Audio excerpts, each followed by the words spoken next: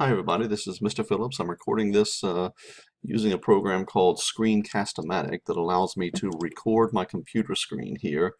So you're seeing exactly what I'm seeing on my computer screen. So I'm going to walk through a little process here of getting started on the guided notes assignment. So I still have some questions about that, or people still approaching me with questions about the guided notes. So I'm just going to kind of walk you through where they are, how to get started, what to do, what I'm looking for these assignments. First thing I want to point out, obviously, that I've said in the previous announcements, but that I'm going to maybe push back the due date for this first guided notes into next week. Today's only Saturday, so this is not something that's due yesterday or today or tomorrow. I'm going to push back this due date into next week. This weekend is when you should be transitioning from the first essay to the second essay, from the Core 1 to the Core 2. So the sooner you can get the Core 1 essay done, if it's tonight, if you haven't already, tonight, Saturday, tomorrow, Sunday, Monday, maybe. But sometime this weekend, I would hope that you'd be able to take a look at the next core essay number 2, which is about literature. So that's why and where, why I'm asking, or why I'm offering, I guess, to put this first guided notes into next week. Because the guided notes does have to do with the literature that's meant to be read for the second essay. So I shouldn't have really scheduled it as a due date for this week or this weekend. So if you're panicking about the due date, please don't. I've said a couple times now in different announcements that I am changing the due date. So anyway, to get started on this assignment, the guided notes, as you can see, I'm in my screen here. I'm already logged into Canvas. I'm logged into Canvas in kind of a student view, as it says at the bottom. So I'm seeing Canvas the way y'all do, or we all see Canvas in this way right now. So wherever you are in Canvas, obviously these are all links that you can be opening up. You can be clicking on any one of these, but from any one link, you can obviously click into all the others. So the first thing I want to point out to you is this morning I created a separate link for the course schedule. Previously, you still can get it inside here in the syllabus, but I also put it into its own link right here in the course schedule link. So you can click on that, and this will show you on a day-by-day, week 1, week 2, week 3 kind of basis, what you should be doing at any given point, or what's due, or what you need to start doing, etc. So this goes back to, last week, which, technically is week 2 since we started on June 16. So going back to week 2, this is kind of where we're at right now, Saturday the 27th. The quiz, again, I'm going to redo the quiz, put that back into next week also, because it also has to do with the literature. I'd like that essay to be due tonight, if you can, I'm sorry, up here, if you can get that done. And that way you can start looking at the second essay. But at the very least, try to get this done sometime this weekend, the first essay. So the guided notes, as again, it would have been done Wednesday last week. I don't know why I scheduled it that early, but don't worry about it. We'll have it due next week. So right now, June 27th, you need to start reading some of these short stories that will play into the second essay. This is where your guided notes are going to be about. So the fictional short stories in the portable literature textbook. Start reading these short stories, and there's no sequence here. You can read whatever sequence that you want. I recommend that you maybe start reading The Hills Like White Elephants, 5-page story, very easy to read. Start reading, if you can, let's see, A Rose for Emily, also about 10 pages. But those two stories, whatever, and consider that a hint, hint, hint as regards the quiz. And I'll talk more about this. But start reading, as many of these short stories as you can, one after the other. Maybe take a break in between each one. Can you read all of them? I hope so. Maybe not. When I say read them, they don't have to be done all read today, Saturday.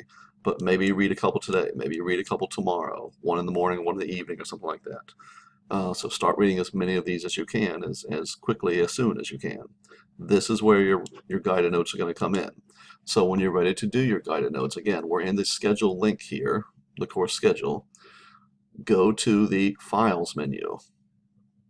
Right there, click on Files. That opens up the Files area. And as you scroll up and down here, you will see this folder called Guided Notes. It's got a little file folder icon. So click into that. And as these open up, these are all documents that you can download. that have to do with various stories and poems, and you can tell by the title. So if again you go back to that schedule, you can match these up with whatever story you might be reading. So there is a story, called How to Talk to Girls at Parties. So I could click on that. Here is the document. You can download the document up here as a Word, and you probably need to download this as a Word document. So we'll download it. And we'll get the Word document loaded up here. Edit. So this is what your guided notes are always going to look like. The first few portions are really, they're going to be identical for every document that you pull out, all the guided notes. So it's just information that I want you to discover or decide or think about as you're reading. The year published, you can find that in the textbook. The literary style and genre. First of all, it's a short story. Tell me that it's a short story. And it seems like a very basic thing, but it is just to help you understand what's happening here. As I start releasing more lectures, recorded lectures about this literature, and as we start having more live classes, which we're going to keep doing, I'll probably tell you at some point that this story is considered a postmodern story by a lot of people, or postmodernism. Do you have to put that as part of your answer here in the guided notes? No, you don't. You don't. But if you can, and if you have discovered that in your readings or in the little, introduction to the story in the textbook or something, what else by this author, Neil Gaiman? What else has he written? Jot in a couple titles. It might mention them there in the textbook. You might find yourself just going to Google and just, Wikipediaing him or something. Neil Gaiman.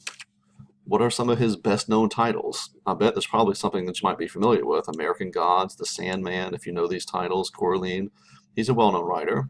So you could jot any of those in there.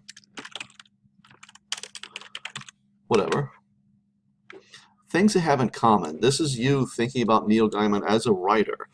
As you maybe just start to Wikipedia and read about some of his titles, do you sense a pattern? Is there something that or some things that he talks about over and over again? Does he always write about young people? Well, maybe that's part of your answer. So there's no right or wrong here necessarily, but I want you to be thinking about these titles, about the short story. You read the short story, How to Talk to Girls at Parties. That's what's assigned to you. But from what you understand about that story and you compare it to other things that he's written, do you see a pattern? Do you see, or do you start to sense that Neil Gaiman writes about these things over and over again? Fill out this document as much as possible. Be honest. Are there words that you weren't familiar with? Type them in. What were they? Look them up a little bit. Find me some sort of dictionary.com, maybe Webster's Dictionary. Tell me what you now learned about that word. Just give me a brief little definition. Narrative point of view. Is this first person about I and me? Is it second person written in the style of you do this and you do that? Or is it third person about he, she, it, and them? It's probably going to be third person depending on the story, but fill that in. If it's third person, write third person or type third person. First thing you notice about the story as you start to read it, what is it? And this is a very individual thing. I don't know what you're going to notice, but I want to know what you're going to notice. What is that first thing that you notice? Is it dialogue? Is it the characters? Is it the writing? Something about the writing style that you can put into a sentence or two here? But this is going to be, very self-explanatory. What did you notice about this story? And don't just give me something like, it was in the book, or I noticed that it was 4 pages or 6 pages. That's not really useful. As you start to read, what occurs to you as a reader of the story in the book? Depending on the guided notes document or whatever I'm asking you to read, I might put specific little comments or references in here to ask you to think about these things. The Artful Dodger, if you don't know that term or don't know who that is, what would you do? You might want to go Google it, Wikipedia it. Artful Dodger, what can you discover about that term? Well, you discover that it's a character in Oliver Twist, the famous novel. So you would type that in. This is a reference to Oliver Twist, etc. Fill it out as best you can. What is that reference called? I'll leave that blank for you. When you refer to something like that in literature, what's that called? It's a specific word, starts with an A. So maybe you can find that word. And think about why the writer does these things. What does this do for you as the reader to help you understand? by doing this, by comparing a character to the Artful Dodger, how does that make us understand that character a little bit more? We will talk about round and flat characters, and I'll have you read about that. So, answer the question. Do you think a character is round or flat? So all of this that you might need to look up the word, look up the word. Look up the word. Wikipedia it, Google it, to help you understand what is going on in the story. So I'm going to have these little documents for you. This is the guided notes document. You fill out as much as you can. Whoops, do it there. Do it as the answer to a question. Fill it out as best you can. I'm not looking for paragraphs here. I'm not looking for essay here. I'm looking for a sentence or two. The point of the story. What is the point of the story? Can you put that into a sentence or two?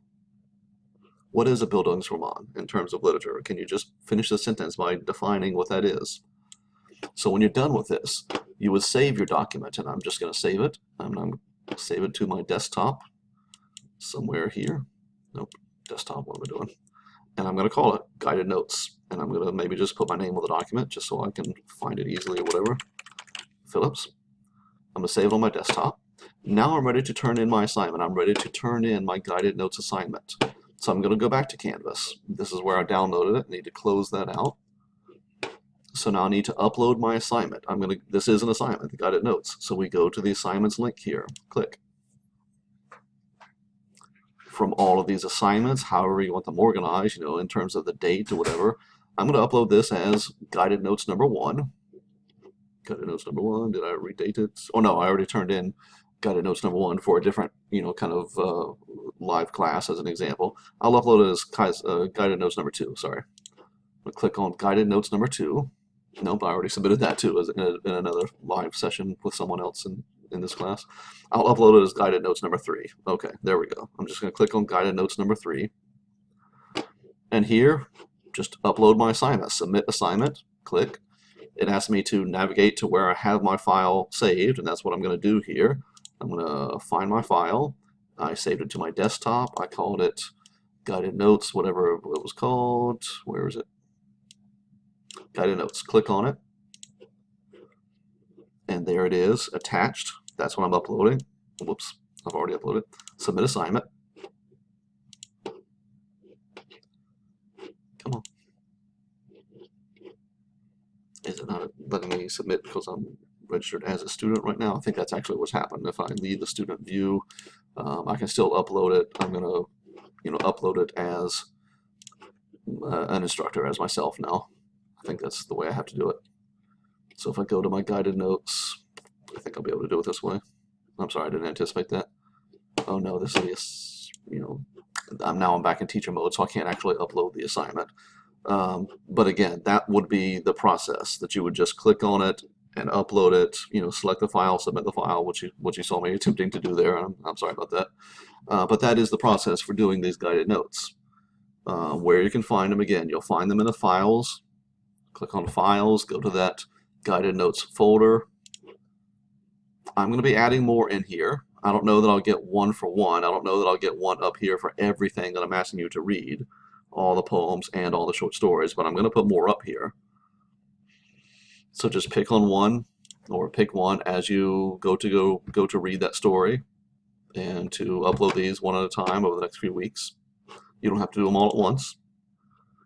So I'm going to be ending this recording here. This program allows me to do 15-minute recordings. I'm at 14 minutes right now. So, but this was meant to be just about the whole process of creating and submitting and filling out your Guided Notes assignments. I don't want there to be any panic about this. Certainly not just yet, because it is only this weekend. And the first one, I know we passed the due date, but I'm going to change that due date. Don't worry about it. I'm not worried about late penalties right now, and I don't want you to be worried about late penalties. So I'm going to end this recording. I hope this is helpful to you. If you still have issues, we can still talk about it. I can still do something else to clarify how to do these. I'm still going to have more live classes. So I will end this right now. I'll say thank you very much for watching this. Keep working hard, and we will talk soon. Take care.